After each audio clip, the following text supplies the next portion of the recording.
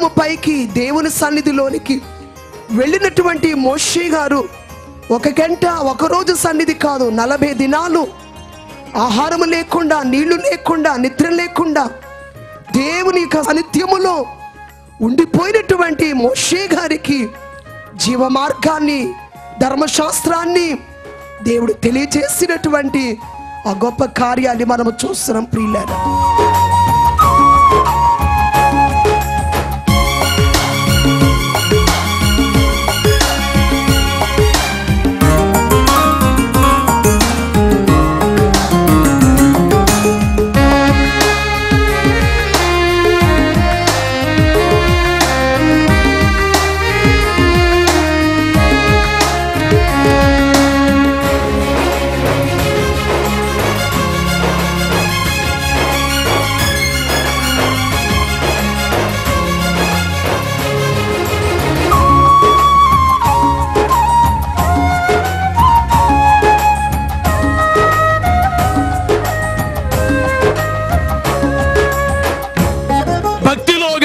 జ్ఞానములో గాని, సహనములో గాని, అలాగే సత్క్రియలో గాని వృద్ధి పొందాలంటే మనకు ఒక స్నేహితుడు కావాలి. అదేంటో తెలుసా? శ్రమ. శ్రమ లేకుండా కాదు.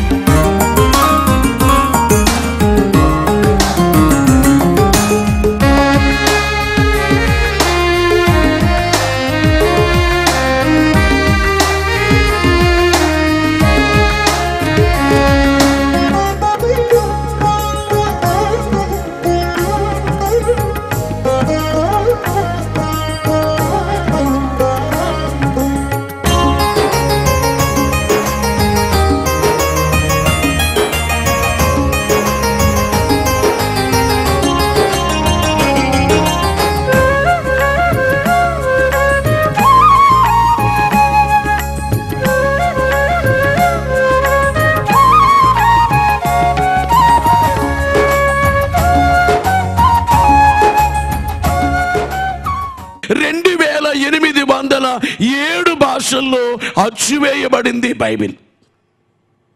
ఈ బైబిల్ గ్రంథములో దాదాపుగా 14,810 అద్భుతాలు బైబిల్లో ఉన్నాయి. ఈ బైబిల్ 40 మంది గ్రంథకర్తలు వ్రాశారు. దైవజనుడు దేవదాసయ్య గారు అన్నారు, ఇద్దరు వృద్ధులు పల్లకి తీసుకుని అటువైపు వృద్ధుడు ఇటువైపు వృద్ధుడు పట్టుకెళ్ళినట్లుగా ఉంటుంది బైబిల్. ఒక వృద్ధుడేమో మోషే గారు. ఆది కాండము, నిర్గమ కాండము, లేవియ కాండము, సంఖ్యాకాండము, ద్వితీయోపదేశ కాండం, 5 కాండాలు వ్రాసిన వారు వృద్ధుడైనటువంటి మోషే గారు. చివరి వృద్ధుడు యోహాను గారు ప్రకటన గ్రంథాన్ని వ్రాశారు. ఆ వృద్ధుడు ఈ వృద్ధుడు కలిసి ఈ బైబిల్ని మోసుకెళ్ళినట్లుగా ఉంటుంది. ఇద్దరు వృద్ధుల మధ్య ఉంది ఈ బైబిల్. 66 గ్రంథాలు అన్నారు. బైబిల్ గొప్పతనం ఏమిటంటే జరిగిపోయిన కాలము, రెండోది జరుగుతున్న కాలము, మూడోది జరగబోయే కాలం ఈ బైబిల్లో వివరముగా వ్రాయబడింది. ఈ బైబిల్ అనేక మందిని గొప్ప వ్యక్తులుగా చేసింది. అనేకమైన పరీక్షల్లో నిలిచింది బైబిల్, జయించింది బైబిల్. ఈ బైబిల్ గ్రంథములో ఒక ముఖ్యమైనటువంటి చివరి గ్రంథము ప్రకటన గ్రంథము. ప్రకటన భవిష్యత్తు తెలియచేసే గ్రంథం. ప్రకటన గ్రంథము దండోరా వేయవలసిన గ్రంథం. దండోరా అంటే అందరికీ తెలియచేయాలి. మనలో 2 జీవితాలు ఉన్నాయి. ఒకటి శరీర జీవితం, రెండోది ఆత్మీయ జీవితం. ఈవేళ చాలా మందికి 3 విషయాలు అర్థం కావు. మరణాలు 3 రకాలు. మనకి తెలిసిన మరణం ఒక మరణమే, కానీ బైబిల్లో మరణం అనబడేటువంటిది 3 రకాలు. మనకు తెలిసిన మరణం ఏమిటంటే ప్రసంగి గ్రంథములో 12వ అధ్యాయం 7వ వచనములో మన్నైనది వెనుకటి వలనే మరలా భూమికి చేరును, మరలా భూమికి చేరును. వినాలి ప్రియులారా, మరలా మనం భూమికి వెళ్ళిపోతాం. ఈ శరీరం మట్టిలోకి వెళ్ళిపోతుంది. ఈ శరీరం కట్టెల మీదకి వెళ్ళి బూడిదైపోతుంది. అందుకే అబ్రాహాము గారు నేను ధూళిని బూడిదను అని అన్నారు. ఇది శరీర మరణం. రెండో మరణం ఏమిటంటే ఆత్మ మరణము. మనం మర్చిపోయేది ఇదే, ఆత్మ. శరీరం అనేది కిలో బంగారము, కిలో వెండి. ఈ రెండిట్లో ఏదో కోరుకో అంటే బంగారాన్ని కోరుకుంటారు కానీ వెండిని ఎలా కోరుకుంటారు? కానీ మనుష్యులమైన మనం వెండే కోరుకుంటున్నాం. ఎందుకో తెలుసా? ఈ 70 ఏళ్ళ 80 ఏళ్ళ ఈ జీవితాన్ని కోరుకుంటున్నాము కానీ లోపల ఉండే ఆత్మను మర్చిపోతున్నాం. అందుకే భక్తుడు పాడారు, ఓ మానవుండా నీ గతి ఏమగునో తెలుసునా, ఏమేమి చేయుచుంటివో తప్పించుకుందువా అన్నారు. ఈ యొక్క శరీరానికి మరణం ఎలాగుందో లోపలుండే ఆత్మకు మరణం ఉంది. దాన్నే రెండవ మరణము అంటారు. ఇదే జాగ్రత్త పడాలి. మొదటి మరణం అందరికీ రావచ్చు, రెండో మరణం మాత్రం రాకూడదు.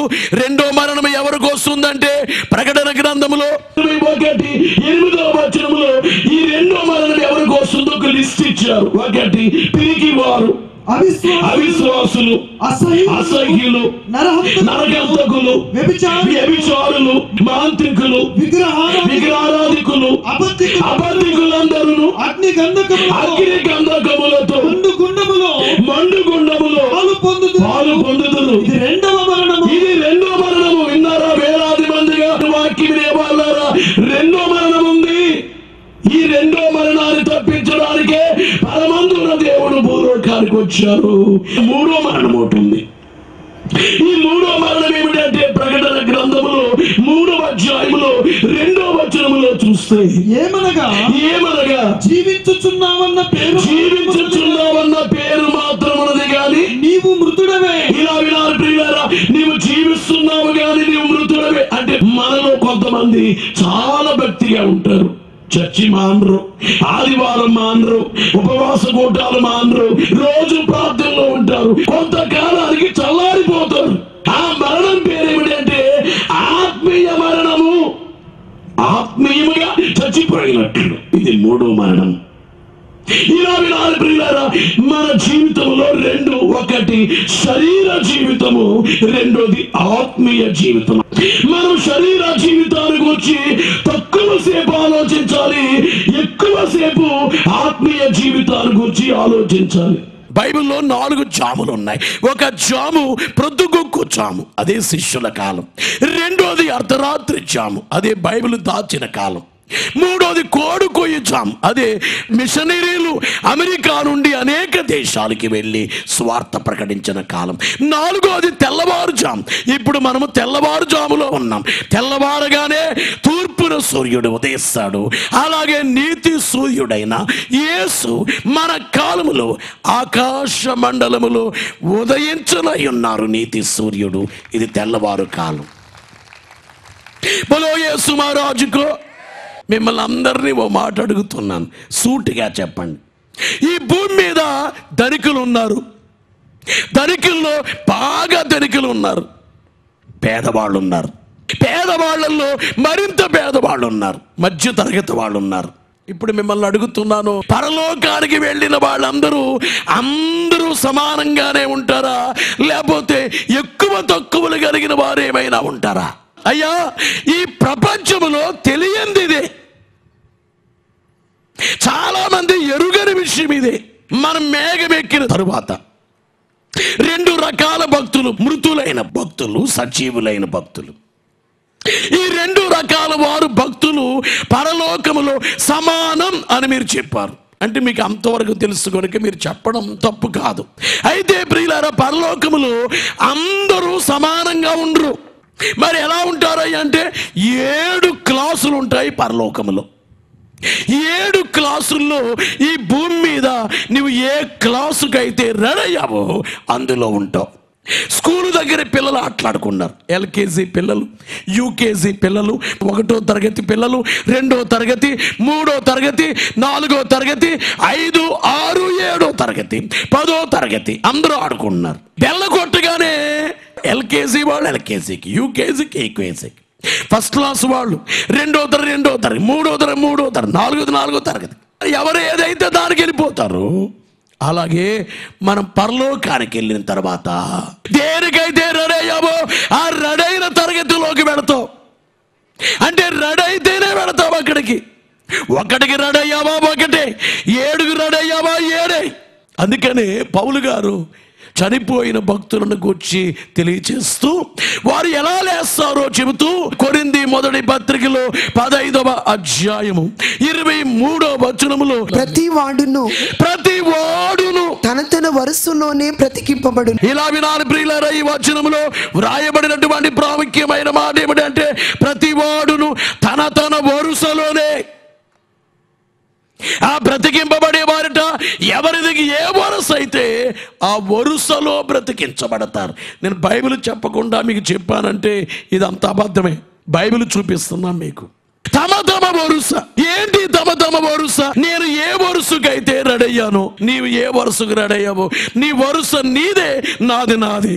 అయ్యా, ఇది చాలా ముఖ్యమైన మాట. ఈ మాటలు తెలిస్తే నీ భక్తి ఎక్కువవుతుంది. దైవజనుడు బైబిల్ మిషన్ అందుకున్న దేవదాసయ్య గారు ఆ తరగతులు ఎక్కువ తరగతులకు చేరడానికి అనగా 1కి రెడీ అయ్యే వాళ్ళు 2కు రెడీ అవ్వాలంటే, 2కు రెడీ అయ్యే వాళ్ళు 3కి వెళ్ళాలంటే, 3లో ఉన్న వాళ్ళు 4కి వెళ్ళాలంటే, 4 వాళ్ళు 5, 5కి 6కు సిద్ధపడాలంటే, 6 వాళ్ళు 7కు సిద్ధపడాలంటే ఏం చెయ్యాలి అంటే 1 జ్ఞానములో వృద్ధి చెందాలి. జ్ఞానం వేరు, విజ్ఞానం వేరు. విజ్ఞానం అంటే సైంటిస్టులకి ఈవేళ కంప్యూటర్ కనిపెట్టారు, మొబైల్ కనిపెట్టారు, అవి గమనించే మా టీవీ కనిపెట్టారు, అలాగే బల్బు కనిపెట్టాడు థామస్ ఆల్వా ఎడిసన్, విమానం కనిపెట్టారు. వీళ్ళందరికీ ఉండేది ఏమిటంటే జ్ఞానం కాదు, విజ్ఞానం. విజ్ఞానం వేరు, జ్ఞానం వేరు. జ్ఞానం అంటే దేవుని గూర్చి, పరలోకాన్ని గూర్చి, పాతాళలోకాన్ని గూర్చి, దేవుని మహిమను గూర్చి తెలుసుకునేది జ్ఞానం. వేలాది మందిగా ఈ కార్యక్రమాల్లో చాలా జాగ్రత్తగా ఉన్నవారులారా, నీకు జ్ఞానం ఉందా? 1 జ్ఞానములో వృద్ధి చెందాలి.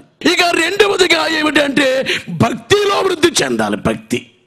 చాలా మంది చూడండి, బాప్తిస్మాన్ని పొందిన కాలములు ఎలా ఉన్నారు, ఎప్పుడు ఎలా ఉంటారు, ఎక్కడేసిన గొంగలు అక్కడే, వృద్ధి కనబడదు. ఇంకా ఓనాడు కాలంలో పలక పట్టు లేకపోతే పెన్న పట్టుకుని పుస్తకం పట్టుకుని స్కూల్కి వెళ్ళి చిన్న పాప బాబు ఈ రోజున ఎంత స్థాయికి ఎన్ని పుస్తకాలు చదువుతున్నారు ఈవేళ అంటే వాళ్ళు చదువులో వృద్ధి అవుతున్నారు. కానీ భక్తిలో వృద్ధి ఏది?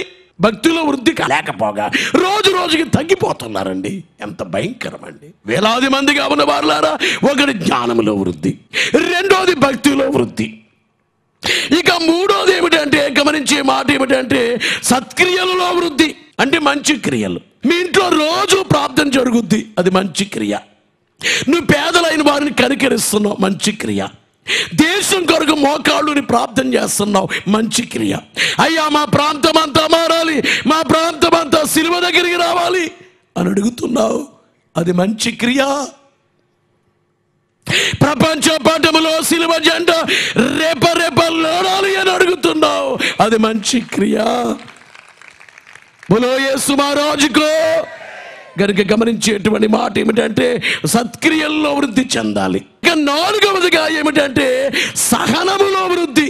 అయితే ప్రియులారా, ఈ భక్తిలో వృద్ధి అవ్వాలన్నా మీకు చేదుగా ఉండే మాట చెప్తున్నాను. భక్తిలో కానీ జ్ఞానములో కానీ, అలాగే గమనించే మాట ఏమిటంటే సహనములో కానీ, అలాగే సత్క్రియలో కానీ వృద్ధి పొందాలంటే మనకు ఒక స్నేహితుడు కావాలి. అదేంటో తెలుసా? శ్రమ. శ్రమ లేకుండా కాదు. మీకు ఇష్టం ఉండదు ఈ మాట, అయ్యా శ్రమలు పోవాలని మేము దేవుని నమ్మం అంటారు. నిజం, నువ్వు వచ్చిన కొత్తలో శ్రమ పోవాలనే వచ్చు. కానీ గమనించే మాట ఏమిటంటే, దైవజనుడు బైబిల్ మిషన్ అందుకున్న దేవదాసయ్య గారు అన్నారు, కాలకుండానే మేలిమియగునే కనకము కొలిమి యందు. బంగారం కాలకుండా మేలిం బంగారం కాదు. మేలిం బంగారం అవ్వాలంటే కాలాలి. కాలినమ్మస్టు రాలిపోవును, కలుగును విలువగు కాంతి. కాలిన మస్టు రాలిపోతుంది, విలువైన కాంతి కలుగుతుంది. అలాగుననే ఈ లోకమునా మానవుడు శ్రమను పొందక దైవా మానవుడెటు కాగలడో. బంగారం కాలపోతే మేలి బంగారం కాదు. తిమోతికి వ్రాసినటువంటి 2వ పత్రికలో 3వ అధ్యాయంలో 12వ వచనములో చెప్పే మాట ఏమిటంటే, క్రీస్తు యేసునందు సద్భక్తితో బ్రతుకునుద్దేశించు వారందరూ హింస పొందుదురు. ఇవాళ కొంతమంది అంటారు, నాకు ఏ శ్రమ వద్దు. కానీ శ్రమ వల్లే నువ్వు ఎక్కువసేపు మోకరిస్తావు. నేను రాయలసీమకి 92లో వచ్చిన కొత్తలో చాలా శ్రమలు, ఎన్నో ఆటంకాలు. కొంతమంది అక్కడికి వెళ్ళొద్దని చెప్పేవారు. నేను మాట అంటాను ప్రియులారు, నువ్వు కిరాణా అంగడి దగ్గరికి వెళ్తావు, ఈ అంగడి అంటే అంగడికి వెళ్ళిపో, అన్న అంగడిలో ఉంటుంది. చక్కెర తెచ్చుకోవడానికి వెళ్ళావు, కానీ అక్కడ మంచి షాప్ ఏంటో నీకు తెలుసు. నీకు నమ్మకమైనది ఒకటి ఉంటుంది. ఆళ్ళగడ్డలో హాస్పిటల్కి వెళ్ళావు, అందరూ డాక్టర్లే, అక్కడ ఉన్నారు ఇక్కడ ఉన్నారు, కానీ అందులో నీవు నమ్మింది ఒకటి ఉంటుంది. ఇక్కడ డాక్టర్ గారు కదా అంటే నీకో నమ్మకం. అంటే అక్కడ నువ్వు ఏదో గమనించావు, నీకేదో నమ్మిక అయింది అక్కడ. ఇవాళ గుత్తికి వచ్చేవాళ్ళు అంటే అక్కడికి వచ్చి ఆ భక్తి, ఆ కార్యం, ఆ విశ్వాసం, ఎక్కడో మైసూరు నుంచి గుత్తికి రావడం, ఎక్కడో గోవా రాష్ట్రం దగ్గర నుంచి గుత్తికి రావడం, తెలంగాణ రాష్ట్రం నుండి గుత్తికి రావడం, ఒరిస్సా నుంచి గుత్తికి రావడం. ఎందుకు వస్తున్నారు వీళ్ళందరూ? అయ్యా ఇక్కడికి వచ్చిన తర్వాత మేము ఎదుగుతున్నాం, భక్తిలో మేము ఎదుగుతున్నాం, విశ్వాసములో ఎదుగుతున్నాం, పరిశుద్ధతలో ఎదుగుతున్నాం, జ్ఞానములో ఎదుగుతున్నాం. ఈ వాక్యాలు మాకెక్కడా దొరకలేదయ్యా, ఈ కార్యము మాకెక్కడా దొరకలేదయ్యా. బోలో యేసు మహారాజుకో. మీ అందరికీ చెప్పేది, ప్రపంచంలో చాలా సంఘాల పరిస్థితి భక్తి లేనట్లుగా కనబడుతుంది. సంఘాలు సరి చేసుకోవాలి, భక్తిలో ఎదిగేటట్లుగా, సహనములో ఎదిగేటట్లుగా, సత్క్రియల్లో ఎదిగేటట్లుగా, జ్ఞానములో ఎదిగేటట్లుగా సంఘాలు పెరగాలి. 1వ తరగతి 2, 3, 7 ఈ 7 తరగతులే ప్రకటనలు 7 సంఘాలు. ఒక సంఘం పేరు ఎఫెసు, 2వది స్ముర్న, 3వది పెర్గం, 4 తుయితైర, 5 సార్దిస్, 6 ఫిలదెల్ఫియా, 7 లవోదికియా. 1వ తరగతి ఏమో ఎఫెసు, 7వ తరగతి ఏమో లవోదికియా. 1లో ఉండేది వేరు, 7లో ఉండేది వేరు. ఈ 1లో కొన్ని కోట్ల మంది ఉంటారు, లెక్కించలేనంత జనం. 2వ తరగతిలో కొన్ని కోట్ల మంది ఉంటారు.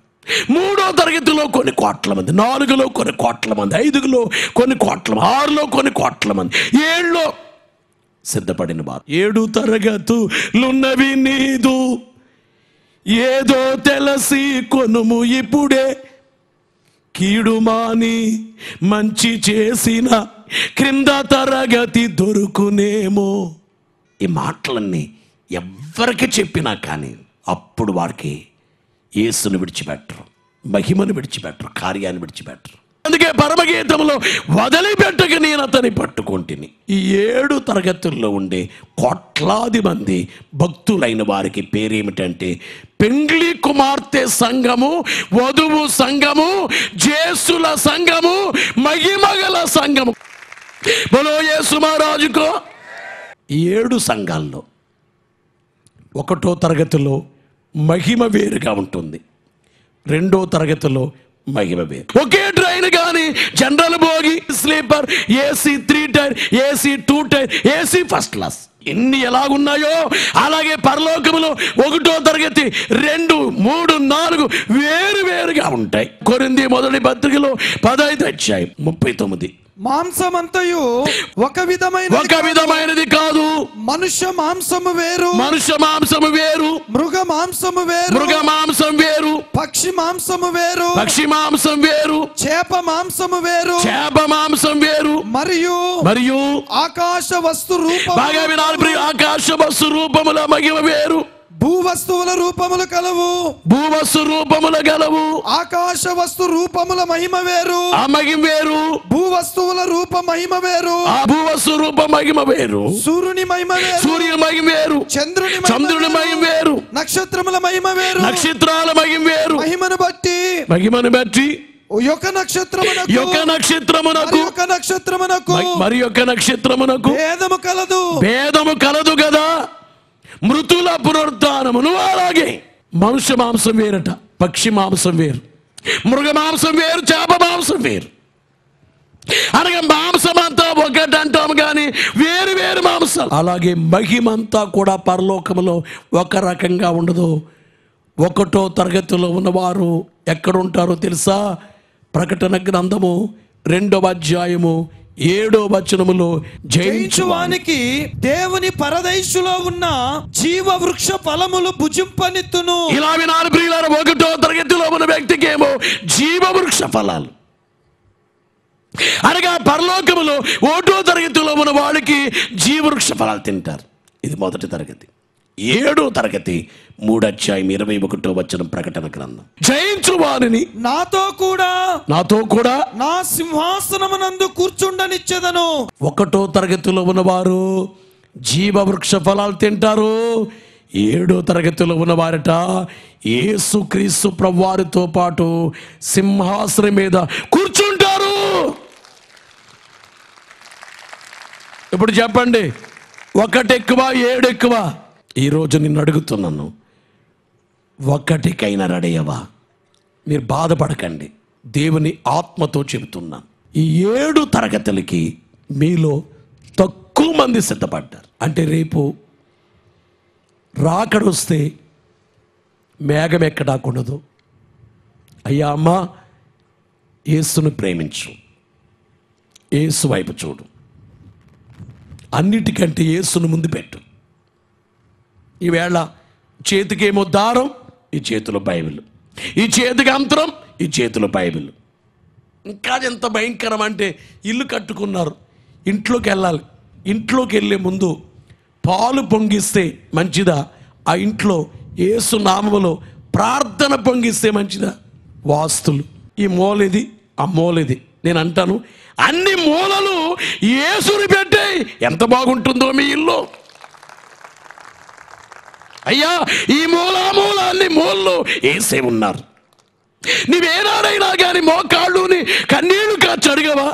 ఈ 7 తరగతుల్లో 1 కూడా నువ్వు నడవలేదే.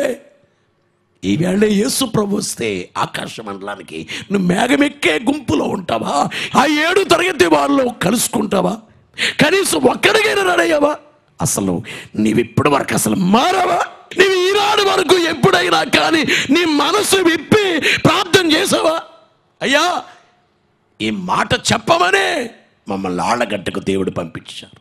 ఈ రోజైనా కానీ మోకరించి దేవుని వైపు చూడు.